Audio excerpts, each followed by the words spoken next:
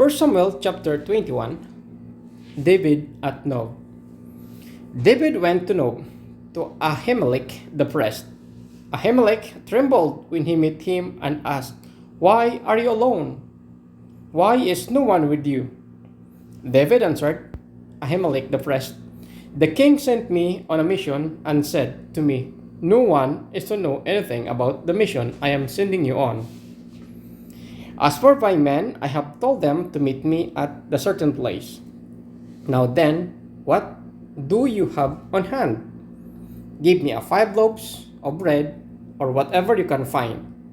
But the priest answered David, "I don't have any ordinary bread on hand. However, there is some consecrated bread here, provided the men have kept themselves from woman."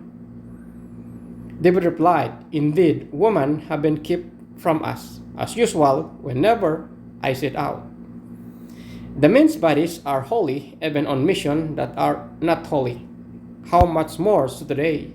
So the priest gave him the consecrated bread, since there was no bread there except the bread of the presence that had been removed from before the Lord and replaced by hot bread on the day it was taken away.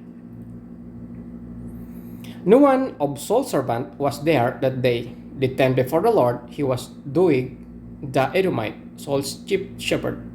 David asked Ahimelech, "Don't you have a spear or a sword here?"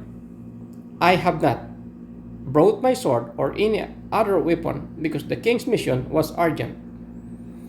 The priest replied, "The sword of Goliath the Philistine, whom you killed in the valley of Elah, is here. It is wrapped in a cloth behind the ephod. If you want it, take it. There is no sword here but that one." David said, "There is none like it. Give it to me." David at Gath. That day David fled from Saul and went to Achish king of Gath. But the servant of Achish said to him, "Isn't this David, the king of the land? Isn't he the one they sing about in their dances? Saul has slain his thousands and David his 10,000s." David took these words to heart and was very much afraid of Achish king of Gath. So he pretended to be insane in their presence. And while he was in their hands, he acted like a madman, making marks on the door of the gate and letting saliva run down his beard. Achish said to his servant, "Look at the man, he is insane. Why bring him to me?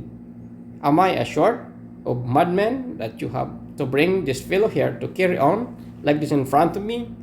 Must this man come into my house?"